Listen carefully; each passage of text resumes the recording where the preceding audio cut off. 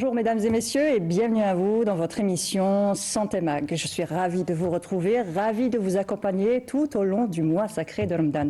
Je commence tout d'abord par vous dire Sahar Ramadankum. Et justement aujourd'hui, nous abordons un sujet qui touche beaucoup de personnes, qui nous touche tous en quelque sorte. Comment préserver notre santé digestive pendant le mois de jeûne? Alors le changement d'horaire par rapport aux repas et les repas copieux aussi et parfois déséquilibrés, on va dire plutôt souvent déséquilibrés, peuvent perturber notre système gastro-intestinal. Alors dans cette émission, nous discuterons des principaux problèmes liés justement à cette mauvaise habitude alimentaire qu'on applique pendant le mois sacré de Ramadan. Alors telles que ces mauvaises habitudes nous font bien sûr des ballonnements, de l'indigestion par exemple et bien d'autres affections aussi. Et justement, nous allons en parler avec nos spécialistes. Nous aborderons également les meilleures pratiques alimentaires pour éviter ces désagréments et profiter pleinement des bienfaits du jeûne. Et pour en parler, j'ai le plaisir de recevoir ce soir Dr Abdenour Emel. Bonsoir. Bonsoir. Bienvenue à vous. Merci. Merci, Hamdan Koussi. Alors, vous êtes gastro-entérologue dans le libéral. Merci d'avoir fait le chemin de Constantine. Vous venez de Constantine, Mahbabik. Merci pour l'invitation. Ravi d'être parmi vous. Avec nous aussi, docteur Belabdlouaheb Fouet. Bonsoir. Bonsoir. Alors, vous êtes spécialiste en médecine interne et nutrition clinique. Merci d'avoir accepté notre invitation. Et avec nous aussi, docteur Oukaour Ali. Bonsoir. Bonsoir, merci. Vous êtes gastro-entérologue dans le libéral. Bienvenue à vous. Merci d'avoir accepté notre invitation. Alors, on parle de jeûne. Aujourd'hui, on parle de nos habitudes aussi alimentaires pendant le mois sacré de Ramadan qui ne sont pas, on va dire, c'est pas les meilleures habitudes alimentaires qu'on pourrait avoir, surtout pendant ce mois sacré de Ramadan. Donc, je voulais tout d'abord commencer par un peu rappeler, on le dit, je pense, chaque année dans toutes les émissions de Canal, quels sont les bienfaits du jeûne, justement, docteur Belabdlouaheb? Comme tout d'abord. Donc le jeûne, c'est un rendez-vous annuel pour se faire du bien, tout simplement. Pour se faire du bien à sa santé, parce que tout simplement, ça permet pendant tout un mois de détoxifier son corps, d'éliminer les toxines cumulées tout au long de l'année, de mettre au repos les différents systèmes de notre santé, c'est-à-dire par exemple le système digestif notamment. Ça permet d'abaisser par exemple l'insulinorésistance et va en découler d'autres modifications positives pour le corps, par exemple amélioration de tout ce qui est inflammatoire, donc tout ce qui est maladie inflammatoire, on a tendance à retrouver une amélioration chez ce genre de patients. Normalement, on devrait retrouver aussi une amélioration métabolique sur, par exemple, les différents bilans de nos patients par rapport au diabète, par rapport au cholestérol, triglycérides notamment. Et tout simplement, ça permet aussi de détoxifier, par exemple, les principaux organes, par exemple le foie. On sait maintenant que le foie il a tendance à accumuler les toxines, il a tendance à accumuler les réserves de graisse donc, par rapport à la stéatose hépatique. Et le jeûne, notamment pendant tout le mois de Ramadan, va permettre normalement d'améliorer tout cela. Si bien sûr il est observé correctement. Sous condition. Sous condition, bien sûr. Et justement, on parle aussi de flore intestinale. Ça a aussi des bienfaits sur la flore intestinale, docteur Abdenour. Oui, la flore intestinale, aussi appelée les bonnes bactéries. Voilà, maintenant c'est considéré comme un organe fonctionnel qui fait partie du corps humain. Et sachez qu'on a 10 fois plus de germes dans nos intestins que de cellules dans notre corps. Et toutes ces bactéries, ces bonnes bactéries, on va dire que c'est des bonnes bactéries, elles ont une action cruciale dans la digestion. Déjà pour commencer, ça aide à l'absorption de différentes vitamines, nutriments, et c'est aussi, ça joue un rôle de barrière contre tout ce qui est toxines, tout ce qui est virus, mauvaises bactéries. Ça améliore aussi, plutôt ça stimule l'immunité, que ce soit au niveau du tube digestif, mais aussi l'immunité systémique. Et elle a aussi une action sur l'inflammation surtout avec les bactéries anti-inflammatoires. Donc en fait, c'est tout un écosystème. Il y a de bonnes bactéries et de moins bonnes. Il y a des bactéries qui sont plutôt ils ont plutôt un effet anti-inflammatoire et d'autres qui sont surtout pro-inflammatoires. Et on a remarqué que le jeûne, il aide à la prolifération surtout des bonnes bactéries anti-inflammatoires. On sait maintenant que l'inflammation, c'est c'est le nid de presque toutes les maladies du corps humain. Et ce qui est bien aussi, c'est que les études ont montré que cette amélioration sur la flore intestinale, ce rééquilibrage, il va avoir un effet qui ne va pas s'estomper juste pendant le ramadan, mais qui va durer plusieurs mois après le ramadan, à condition bien sûr de ne pas gâcher tout ce travail fourni par le tube digestif pendant la journée du ramadan, au moment de rompre le jeûne. Voilà, exactement. Voilà. Tous ces bienfaits, on peut les multiplier, on peut en bénéficier correctement, même après le mois de Ramadan, si, bien sûr, sous certaines conditions. Exactement. Voilà, de rompre le jeûne correctement. Tout à fait. Le jeûne, c'est une chance pour nous les musulmans. Donc ça purifie non seulement l'âme, mais aussi ça purifie le corps et particulièrement le tube digestif qui va se mettre en mode nettoyage. Très bien. Alors, quels sont les bienfaits du jeûne sur le système digestif, docteur Oukaour? Elle a très bien expliqué. Ma consoeur a très bien expliqué la chose. Le jeûne, Qu'est-ce qui se passe dans le c'est corps, mettre justement? le corps au repos, permettre aux cellules de se détoxifier, de régénérer, et particulièrement à la flore intestinale d'agir. Elle qui est l'un des éléments qui est en phase de découverte, qui n'a pas encore révélé tous ses secrets. Donc principalement, le principal organe qui agit pendant le jeûne, c'est le foie. Oui. Le foie intervient de manière très active. C'est une super usine qui active tout, et il y a l'insuline qui intervient aussi. Sur le plan digestif, ce jeûne entraîne un repos du type digestif, détoxification, mais sous certaines conditions. C'est-à-dire qu'on n'agresse pas au cours du repas, à la rupture du jeûne ou en mangeant sur une longue période. Donc, les symptômes sont tributaires de la qualité du jeûne. Très bien. Et justement, on devrait perdre du poids pendant Ramadan avec le jeûne. Donc, logiquement, on devrait perdre du poids si on pratique correctement le jeûne, n'est-ce pas, docteur Blab? Exactement, oui, bien sûr. C'est-à-dire les études ont démontré que le jeûne pendant le mois de Ramadan permet bien sûr de perdre du poids. Si on reste sur un poids stable, ça veut dire que ça ne s'est pas très bien passé. Si on prend du poids pendant Ramadan, ça veut dire qu'on n'a pas vraiment bien respecté le jeûne et bien sûr la période de l'iftar. Donc la meilleure façon de savoir si on a bien pratiqué ce jeûne, c'est de se peser avant et après, voilà, exactement. pour voir la différence. Tout à fait. On est censé perdre combien de poids? Entre 2 et 3 kilos normalement. C'est Quand la même. moyenne, oui. Très bien.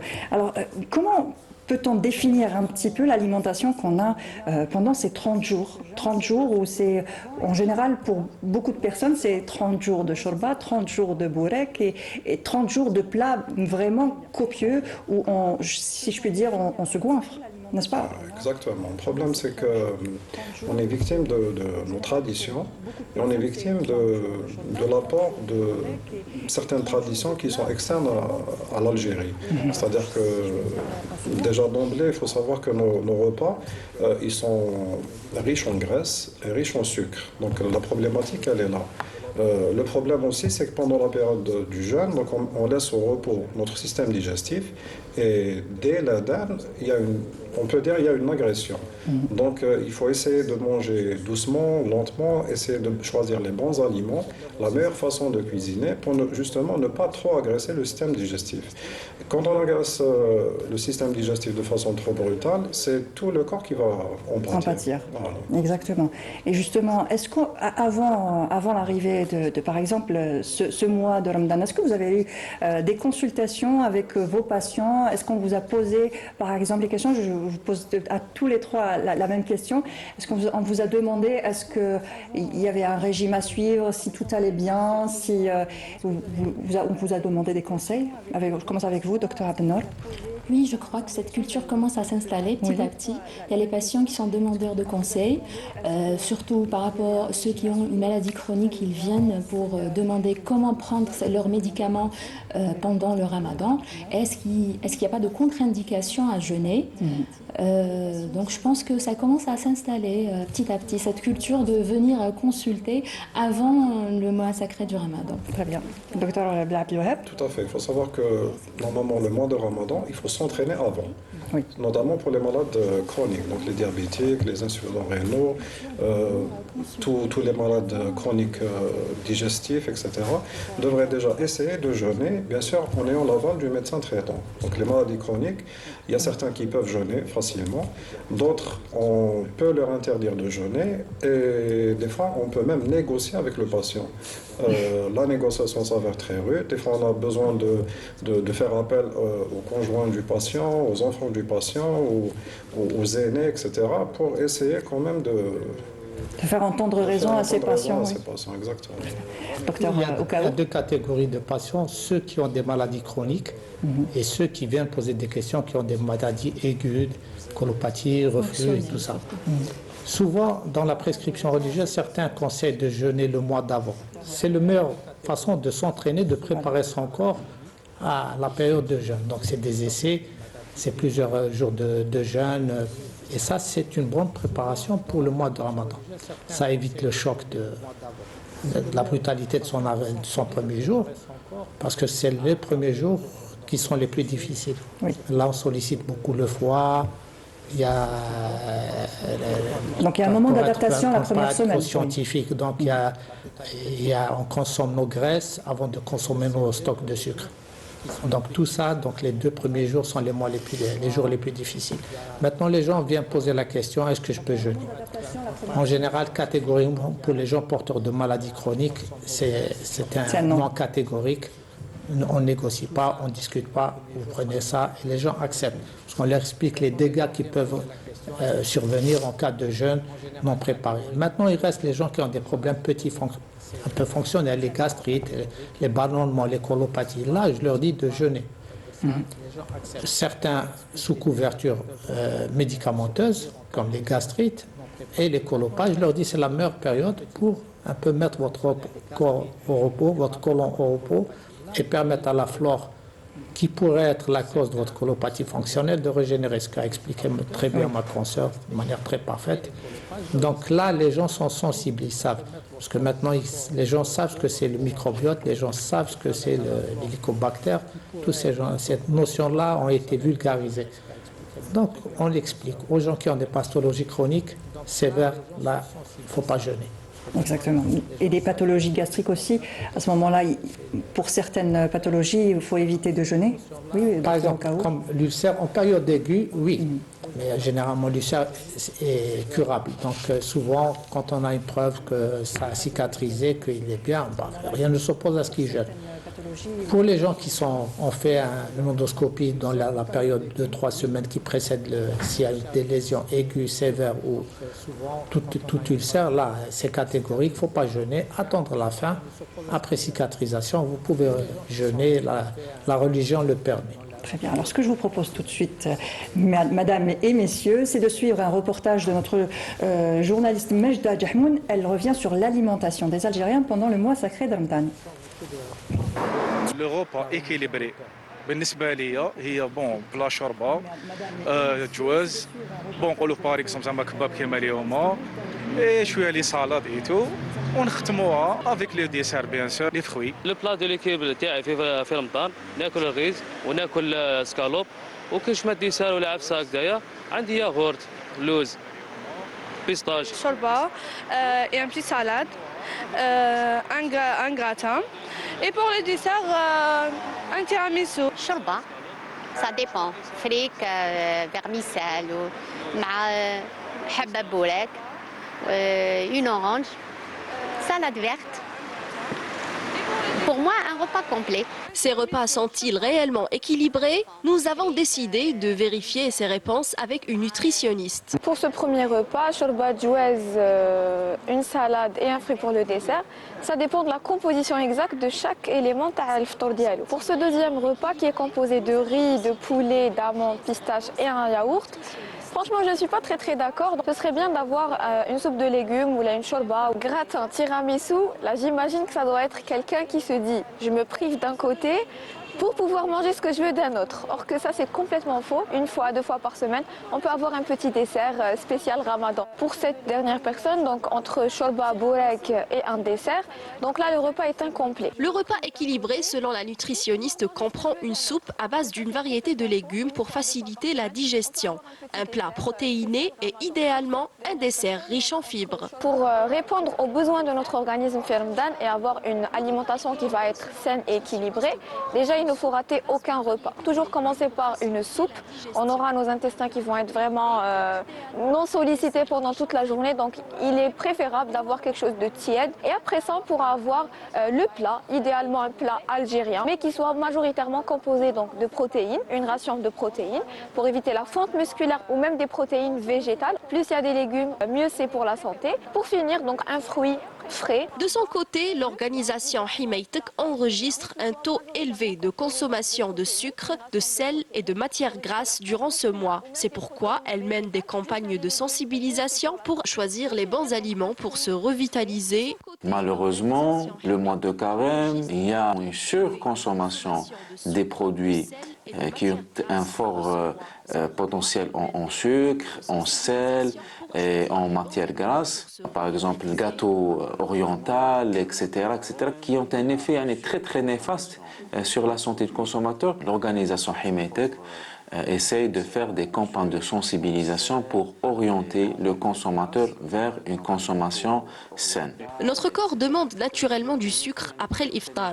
Si vous faites le choix d'une zlebia, eh bien c'est l'équivalent de 17 morceaux de sucre, soit 340 calories.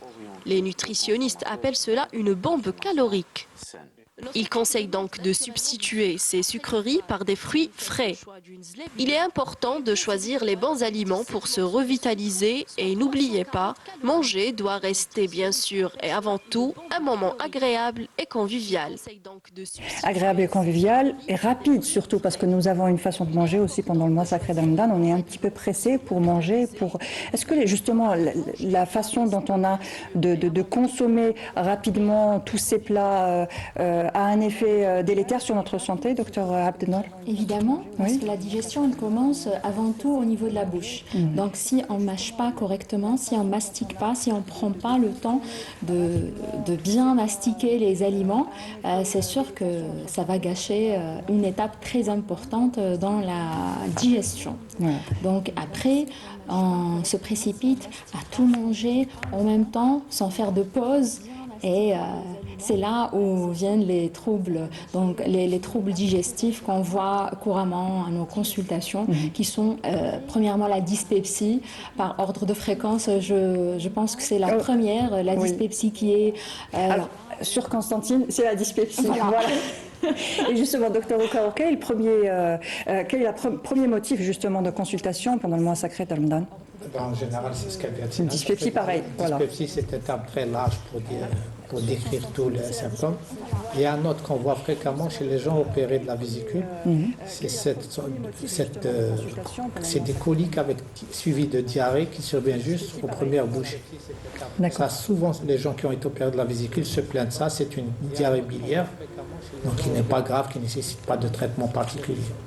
Mais pour revenir au régime alimentaire, la shorba, c'est un aliment qui est de très bonne qualité, d'autant plus que pendant toute la journée on ne prend pas d'eau et c'est un apport hydrique très important, il y a des électrolytes, même peut-être un peu de vermicelle ferait l'affaire, mettre des légumineuses, faire varier en mettant des légumineuses à l'intérieur, c'est un bon apport et ça permet à la digestion de redémarrer. L'élément aussi qui est important, comme vient de dire ma consoeur, c'est la mastication.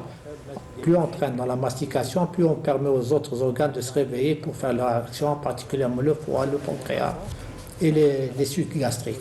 Et si on mange vite, la shorba, on n'a pas le temps on va aggraver le problème des gastrites parce que ça arrive souvent, c'est des chorbas très chaudes, ça arrive, c'est un flash grave. Et il y a le problème des sucres. Et les sucres souvent entraînent des réactions, Des gonflements? des gonflements. Donc souvent on a l'autre symptôme c'est les ballonnements abdominaux. Et là, c'est ceux qui gênent le plus, et les gens ont cette tendance, en mangeant vite, cette envie de dormir juste après. Justement, Il y a une c'est le libération d'hormones qui remontent au niveau du cerveau, qui entraîne cette fatigue qui survient immédiatement. Après les repas, souvent, c'est les gens qui mangent vite. D'accord. Il est déconseillé donc de s'allonger juste après avoir mangé. Qu'est-ce qu'on pourrait faire justement, docteur Blad Louaheb? C'est-à-dire déjà que premièrement, il faut essayer de respecter certaines consignes donc, par rapport à la rupture du jeûne. Donc le problème, c'est la rapidité, donc ce qu'on appelle la tachyphagie, et aussi et surtout le volume. Donc quand on ingurgite une grande densité calorique, déjà, il y a ce qu'on appelle le pic d'insuline. Donc le pic d'insuline, il va suivre bien sûr le pic de glycémie. Le pic d'insuline va donner un effet secondaire, c'est une hypoglycémie postprandiale. Et c'est ce qui va donner la torpeur postprandiale, l'effet qu'on a, on ressent la fatigue, la somnolence et tout. Et si on rajoute, comme a dit le docteur Oukaour, la prise de sucre, de gâteau, etc., il y aura bien sûr le problème de ballonnement. Si on s'allonge juste après, la digestion elle est ralentie un petit peu. Donc on va souffrir pendant la soirée. Ce qui est conseillé, c'est de contrôler la vitesse de notre alimentation, de faire comme par exemple dans certaines régions de notre pays, donc de commencer par exemple par une bonne shorba, une salade et se lever de table. Donc c'est pas la peine de tout prendre, tout le volume, tout le deuxième plat, le bourraque, là c'est beaucoup. Donc, il est conseillé d'ouvrir, on va dire, le repas par quoi? Une fois que, d'habitude, traditionnellement, on commence avec un verre d'olben et des dattes. Est-ce que c'est la meilleure solution? Il suffit de suivre la sunna. Oui. C'est-à-dire, c'est 1 à 3 dattes et un verre d'eau, normalement. C'est un verre d'eau. D'accord. Par exemple, par rapport au lait, même le ben, ça va donner des ballonnements. Donc, la sunna nous dit de rompre le jeûne avec 1 à 3 dattes. Si on n'a pas des dates, c'est un verre d'eau, de faire notre prière. Ça permet là de réveiller un petit peu le système digestif, de reprendre bien sûr après. On peut bien sûr commencer par la shorba, mais la shorba, il faut savoir que si elle est trop grasse, trop acide, ça va un petit peu léser le système digestif. Donc de préférence, allier à ça une salade de légumes vapeur par exemple, avec un filet d'huile d'olive. Ça va permettre au système digestif de commencer son travail de façon douce et de ne pas être agressé par la quantité de graisse qui va suivre, et notamment aussi le sucre. D'accord. Et pour ceux qui aiment commencer par, on va dire, un café au lait, il y a beaucoup de personnes qui se disent, pour rompre le jeûne, je prends un petit café au lait avec peut-être des gâteaux et ensuite je ferai un repas plus tard.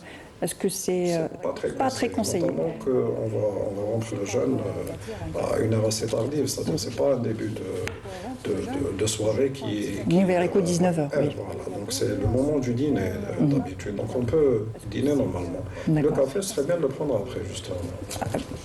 Avec modération, bien sûr. Avec modération et sans sucre. Ça, entre la rupture du jeûne et le café, enfin, ça dépend des habitudes familiales, beaucoup plus que des habitudes, que de parler de culture. D'autres pays où les gens prennent un petit déjeuner et à minuit font un repas et à soir font un repas. Ici, donc, l'espace entre le dîner, ce qui est dit dîner le ftour, et le café au lait, des fois il est très court, qui fait qu'on prend tout à la fois. Il faut savoir que plus c'est gras, des fois on explique au malade ses symptômes en fonction de ce qu'il a mangé. Et en lui disant, en réalité, vous n'avez pas besoin de médicaments, vous avez besoin de changer votre façon de manger. Beaucoup de gras, c'est une ouverture du cardia, c'est un reflux garanti, parce que les graisses sont les dernières à sortir de l'estomac. Donc, si elles sont présentes dans l'estomac, on a un mal-être. On a une distension et puis un reflux qui est pas. Donc on peut expliquer au malade, vous avez tel symptôme, changez votre mode, et c'est pas évident de changer des habitudes culturelles. Exactement, c'est un peu difficile. Parler de l'indice glucidique des dates qui est très bon, et puis ça c'est riche en fibres. Donc c'est un bon équilibre, disons, entre l'apport glucidique et des fibres qui permettent d'éviter le pic de glycémie. Et souvent, quand il y a une libération d'insuline, on a une fringale, on veut remanger. Ce qui fait qu'il y a des gens, moi je regardais sur les trottoirs d'Alger, il y a des gens qui font des grillades. Des barbecues, même le trottoir. C'est ce que je ne comprends pas, c'est-à-dire des plus. Il a pris une chroba, il est sorti, il fume une cigarette, il va à côté. Et justement, quel est l'effet de ces habitudes où on commence à manger dès la rupture du jeûne et on s'arrête de manger en général au moment du suhoor? Pour beaucoup de personnes, c'est le feu vert pour pouvoir manger. Et ensuite, suhoor, c'est là où il faut s'arrêter. Donc manger toute la soirée n'est pas aussi bon pour la santé, n'est pas aussi bon pour notre système digestif. Bien sûr, le bénéfice du jeûne est rompu par cette mauvaise vie.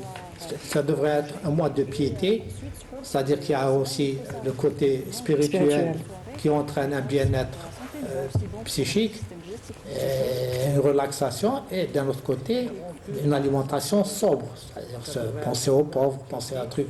Maintenant, ce n'est pas le cas. Ici, chez nous, c'est le mois où les budgets des familles sont les plus sollicités. Exactement. Donc, on est prêt à s'endetter pour ça, pouvoir... Donc il faudra avoir un peu une éducation au niveau des mosquées, peut-être s'ils peuvent leur faire des discours... les sensibiliser par rapport à ça, mais bien sûr. Parce que c'est un effort qui doit être fait, c'est un effort pour la santé et c'est un effort économique. Exactement. Parce que c'est un effort économique pour les familles. Oui, docteur Abdenov, vous voulez réagir? Oui, pendant le ramadan, malheureusement, on se permet tous les excès, même ce qu'on ne faisait pas avant. C'est une fois l'an, donc pourquoi pas? Voilà, c'est ce qu'on se dit. Exactement. Je voudrais parler aussi d'un autre trouble fonctionnel qui est très fréquent, et c'est la constipation.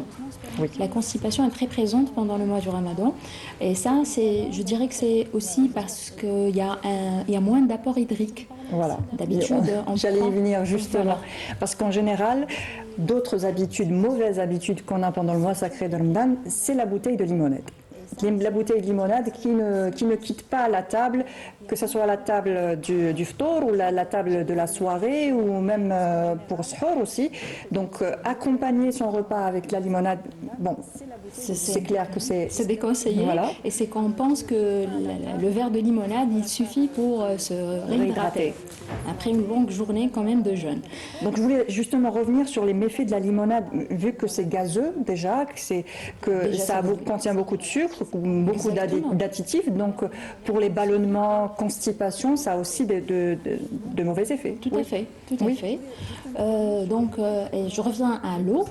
Il faut vraiment penser à s'hydrater pendant du moment où on va rompre le jeûne jusqu'au suhoor, et essayer de fractionner aussi, de ne pas prendre toute la quantité d'eau au moment des repas, plutôt prendre, on va dire, 1,5 litre, ça nous fait 1 litre jusqu'à 2 litres, ça nous fait 8 verres à prendre tout au long de la soirée, et aussi au petit matin, donc avant le suhoor et après le suhoor.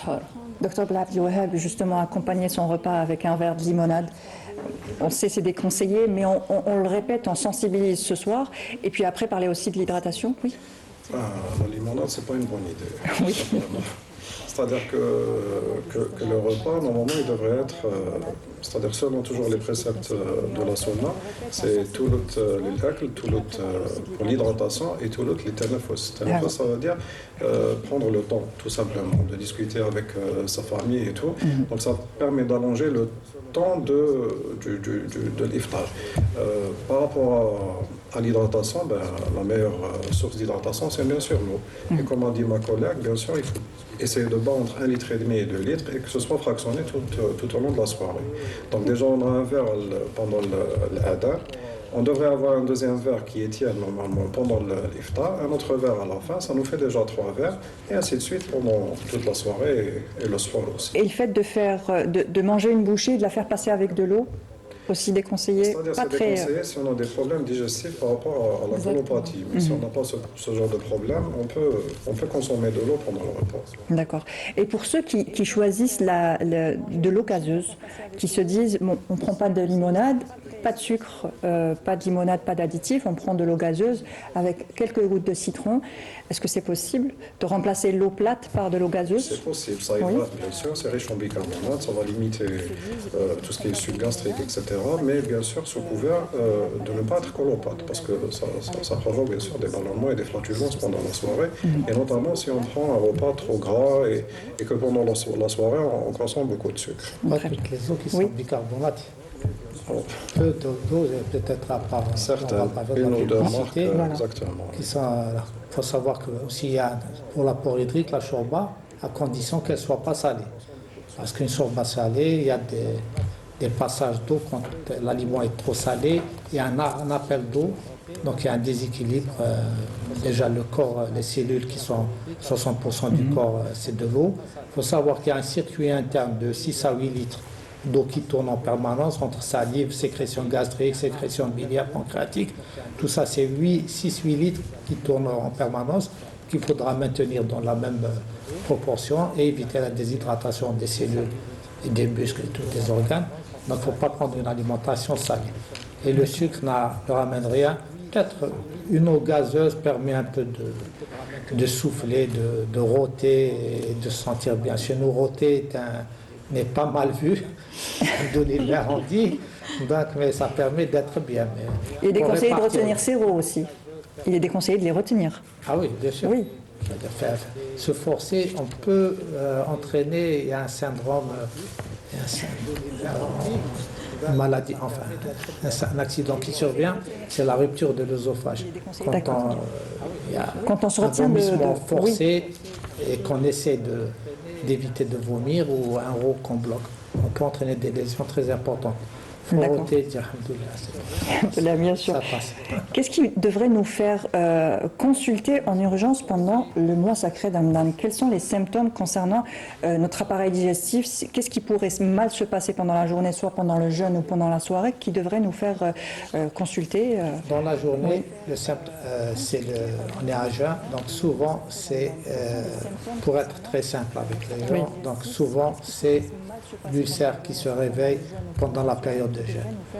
Et après les repas, les douleurs importantes, c'est la colopathie ou la cholécystite, la colique hépatique, la crise de vésicule biliaire qui se distend, particulièrement s'il y a un repas très gras, la présence de jaune d'œuf ou d'œufs en entier. Souvent, donc, les gens doivent tiquer sur ça, sans parler d'autres symptômes, comme l'infarctus du myocarde qui peut survenir quand il y a une déshydratation. Donc il faut savoir qu'une douleur au niveau de l'épigastre, chez la personne de plus de 40 ans, il faut penser à une crise cardiaque, puis il faut penser à l'ulcère. Une douleur après les repas, il faut penser à une crise de vésicule biliaire ou à une colopathie. D'accord. Donc ça devrait nous faire consulter si on a des douleurs, que ce soit dans la journée. Selon l'intensité, si c'est intense, il vaut mieux aller directement consulter. D'accord. Oui, docteur Abdenour. Si aussi il y a un saignement, qu'il soit un saignement qu'on voit pendant les vomissements ou des selles qui sont plutôt noirâtres, il faut s'alarmer et il faut consulter dès qu'on voit ça. Et quelle est la cause justement de ces symptômes? C'est surtout l'ulcère gastrique. Donc on a pendant les moments du jeûne, on a l'estomac qui est en pleine acidité. Donc s'il y a déjà un ulcère, ça va aggraver et ça va donner justement des complications. Il y a 2 fois plus de complications hémorragiques de l'ulcère pendant le ramadan et 4 fois plus de perforations pendant le ramadan justement. D'accord. Donc est-ce qu'on doit jeûner pendant si on a un ulcère? Alors, oui, mon frère a déjà très bien répondu. Donc, heureusement, maintenant, on sait bien traiter l'ulcère. On connaît la cause qui est une bactérie, l'Helicobacter pylori. On a quand même aussi des antiacides qui sont très performants. Et, quand on est sous traitement, on peut jeûner. Donc, une fois qu'on a bien traité l'ulcère, qu'on est sûr qu'il a bien cicatrisé, qu'on a pu éradiquer cette bactérie qui est en cause, on peut jeûner sans problème. D'accord. Et pour les personnes Il faut- justement qui découvrent leur ulcère, on va dire une semaine avant. Justement, il faut ou faire pendant. attention, surtout chez les diabétiques par exemple, qui perdent un peu la sensibilité à la douleur. Ils ne ressentent plus la douleur de façon importante. Donc, et ça, ils peuvent justement arriver aux complications avant même de s'apercevoir qu'ils ont un ulcère. D'accord, très bien. On va parler un petit peu des pathologies. On va commencer par le reflux gastro-œsophagien. Voilà, reflux gastro-œsophagien. Qu'est-ce qu'on pourrait éviter de prendre, docteur Blabdel-Waheb, pour justement éviter... Bon, on a compris que le gras était provocateur, on va dire provoquer ce reflux-là, cette sensation de brûlure. Mais qu'est-ce qu'on devrait aussi faire? Quel autre... C'est-à-dire déjà qu'il faut prendre le temps pendant le repas déjà. Oui. Parce que l'estomac, il a une certaine capacité à ne pas dépasser. Donc un gros volume d'apport calorique, des aliments trop gras. Donc tout ce qui est gras, tout ce qui est trop sucré aura tendance à relâcher le sphincter œsophagien, ce qu'on appelle le cardia. Si pendant la soirée, il y a un autre apport glucidique riche et gras, notamment avec les gâteaux orientaux qu'on a, donc ce cumul d'aliments, il faut savoir que l'estomac ne va pas se vider très facilement. Donc il y aura toujours un apport qui va suivre un autre apport. Donc tout cela va relâcher le sphincter œsophagien, donc ça va faciliter le reflux. Et notamment si on va dormir pendant, par exemple, le début de soirée, si on est un petit peu fatigué ou autre. Donc dormir avec un estomac plein, un estomac qui est plein d'aliments gras, ça va forcément ouvrir le sphincter. Donc ce cumul de graisse, etc., va faciliter le reflux. Donc pour essayer de limiter ça, déjà il faut prendre le temps pendant le repas, essayer de limiter tout ce qui est apport en graisse. Donc par exemple, actuellement, on a certaines techniques, par exemple la cuisson à l'air fryer, au lieu de faire ces bourrèques frits, il est préférable de les cuisiner soit au four, soit à l'air fryer. Oui. Il y a des familles qui consomment, par exemple, des frites toutes les soirées. Ça, c'est pas très indiqué. Si on fait ça, mieux vaut les cuisiner au four ou à l'air fryer, encore une fois, et ainsi de suite. Il y a pas mal de choses qu'on peut changer. D'accord. Et le sommeil dans tout ça? Parce que si on prend le temps, justement, on prend le temps de manger et on prend le temps de se reposer, peut-être faire une petite marche juste après. Bon, ce serait l'idéal aussi de faire peut-être un peu d'exercice après, marcher peut-être? Oui? Pas exactement après, parce que ça va un petit peu freiner la digestion. D'accord. Donc faire une marche juste après l'iftar, ça va freiner un petit peu la digestion, parce qu'on aura besoin d'apport en sang, parce que là, le système digestif va être en plein exercice, etc. Par rapport au sommeil, il ne faut pas dormir justement avec l'estomac plein. Il faut normalement tenir en compte qu'il faut 2 à 3 heures de temps pour que la digestion se fasse, et après on pourra... Et le manque de sommeil, justement, il a un effet sur toutes ces pathologies qu'on a pendant le mois sacré d'Ramadan, de problèmes gastriques, Pour le docteur problème Okaou? gastrique, je ne pense pas Pas tellement. tellement. Parce qu'il faut savoir que le corps humain, il a un cycle circadien, un rythme de fonctionnement des hormones lié aux différents moments de la journée. C'est-à-dire, théoriquement, la nuit, on libère certaines hormones, les glucocorticoïdes et tout. Les hormones thyroïdiennes, elles ont leur moment de sortie. Donc, si on dérègle tout ce système-là, les gens qui veillent anormalement, donc le corps se retrouve agressé et soumis à un stress, dérèglement. Pour revenir au reflux, il y a la consommation excessive de thé, de café et le tabac. Ça, c'est des conseils à donner. Ne pas exagérer dans le café, dans le thé, d'autant plus qu'ils ont une action diurétique, peuvent favoriser la déshydratation au cours de la journée. Donc, limiter le café, le thé, la cigarette pour le reflux. C'est peut-être l'occasion d'arrêter de fumer aussi. Pour beaucoup de personnes, rompre le jeûne, c'est avec un verre d'eau peut-être, mais c'est tout de suite le café, la cigarette, et avec ça, on risque... Il y a oui. une tendance actuelle, c'est-à-dire les cafés sont ouverts juste avant l'iftar. Oui. Donc beaucoup de personnes prennent leur café 10 minutes avant l'adhan et rentrent avec, dès le premier adhan, bismillah, c'est le café. Le Ça, café c'est pas avec... très oui. indiqué parce qu'il y aura une agression en direct sur l'estomac. Alors, on revient aussi sur d'autres pathologies, sur l'intestin irritable, docteur Abdelnour. Le jeûne et notre façon de rompre le jeûne a aussi des effets sur l'intestin irritable? Oui, comme on a vu, les différents troubles digestifs sont dus pas au jeûne, mais plutôt à notre manière de rompre le jeûne. Il y a, par rapport à l'intestin irritable, je pense que c'est l'une des rares pathologies fonctionnelles qui s'améliore pendant le mois du Ramadan et surtout quand il y a de la diarrhée, quand il y a beaucoup de diarrhée, quand il y a des ballonnements. Mais le problème, on revient au problème de la constipation. Alors le syndrome de l'intestin irritable, il peut être accompagné avec une constipation, avec une diarrhée. Parfois, c'est une alternance entre diarrhée et constipation, et parfois, c'est des ballonnements. Donc, quand il s'agit de la constipation, là, il y a le mois du Ramadan, il pose vraiment problème. On a dit par rapport à la réhydratation qui se fait pas de manière convenable, mais aussi par le manque d'apport en fibres. On mange pas assez de fibres pendant le Ramadan, donc on s'attaque surtout à beaucoup de gras, beaucoup de protéines, beaucoup de sucre, et on oublie les fibres. Alors que les fibres, non seulement c'est très riche en antioxydants, c'est riche en nutriments, en vitamines, et aussi c'est ce que mange notre microbiote. C'est ce que mangent les bonnes bactéries pour bien fonctionner. Donc les fibres, on peut les avoir déjà dans les céréales, surtout quand c'est du pain complet ou du pain d'orge. Et on peut les avoir comme dans les légumes, surtout en mangeant une salade. On a parlé de la soupe, qui réhydrate très bien, mais aussi de la salade après la soupe, après la Crudité, une salade de crudité. Oui. C'est très riche en fibres. Donc, donc, ce qui nous permet déjà, les légumes, ils peuvent aussi nous hydrater et nous donner les fibres essentielles pour améliorer le transit. Donc, quand c'est un problème, quand le problème de l'intestin irritable, quand c'est un problème de constipation, on risque d'aggraver la situation, mais quand c'est un problème de diarrhée, à ce moment-là, ça peut se réguler en quelque sorte Oui, surtout pendant les heures du jeûne. On peut avoir de la diarrhée, surtout post-cholécystectomie, lorsqu'on a enlevé la vésicule. Dès qu'on mange à la première bouchée, c'est la diarrhée et les douleurs. Mais généralement, il y a une amélioration par rapport au colon nerveux. Oui.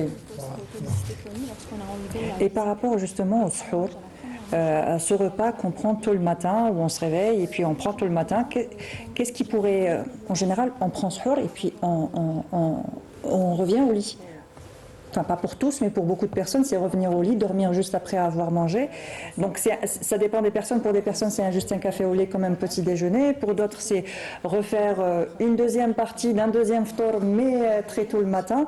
Donc, qu'est-ce qui est le plus conseillé, docteur Oukaour? Dans la théorie, ce serait des sucres d'absorption lente et beaucoup d'eau, tout simplement. Mais il faut savoir qu'il y a quelque chose de paradoxal qui n'est pas décrit dans la littérature, c'est que l'estomac se vide très lentement pendant le jeûne. Ça, je l'ai constaté, pour beaucoup de confrères l'ont constaté, c'est quand on demande au malade de faire un jeûne pour faire une endoscopie le lendemain, on lui donne un rendez-vous, il a 8-10 heures de jeûne, et l'estomac est rempli d'aliments. Donc instinctivement, le cerveau se met en mode veille. Pour libérer du sucre au compte-gouttes et permettre à la personne de maintenir sa glycémie. Ce qui n'est pas dans ça, c'est pas décrit dans on devrait faire des études en Algérie pour ça. Donc souvent, moi je dis aux malades, il faut vous alimenter. Moi personnellement, je ne l'ai jamais fait le soir parce que je vais très tôt au boulot, je travaille.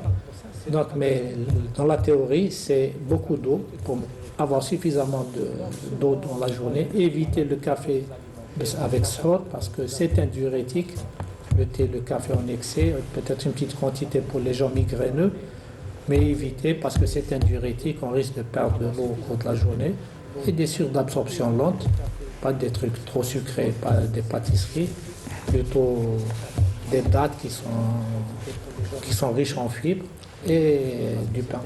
Voilà. Le matin avec une tartine et peut-être une tisane. C'est bien de manger léger pendant le soir. Vraiment de manger léger, notamment si certains vont dormir juste après.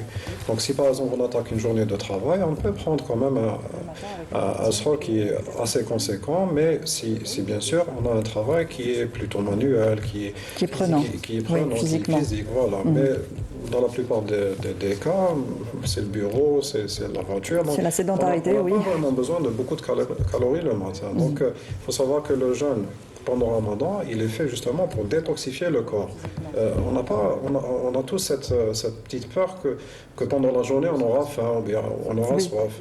Justement, avoir faim veut tout simplement dire qu'on est justement en train de détoxifier le corps.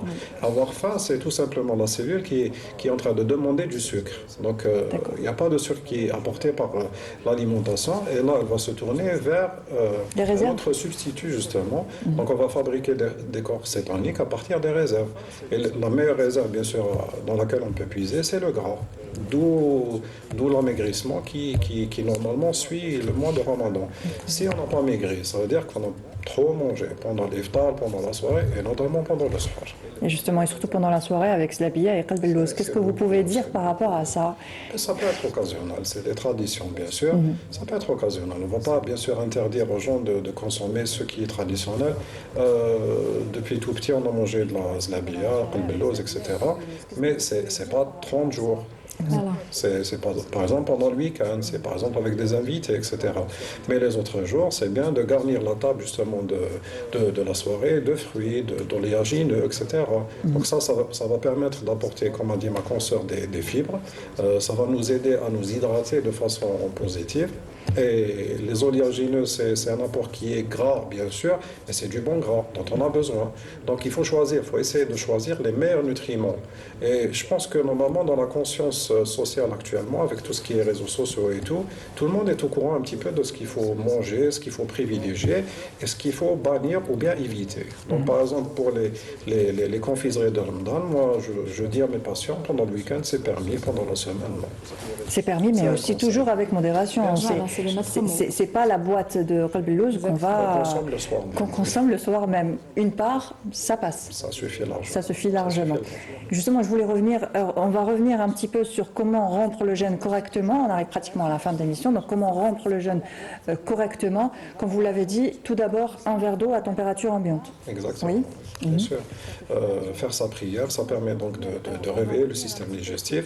Après, quand on revient à table, la soupe, il n'y a pas plus bénéfique parce que ça va apporter des fibres avec les légumes, ça va apporter de l'eau parce que c'est liquide.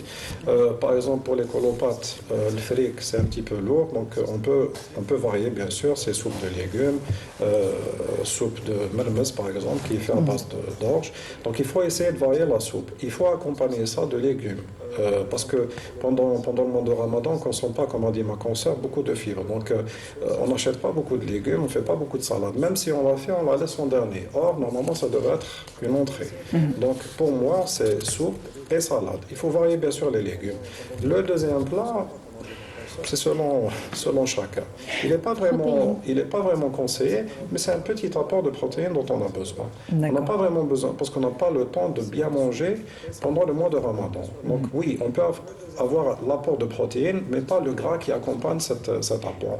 Donc les plats algériens, comme a dit l'autre dans le VTR, c'est beaucoup.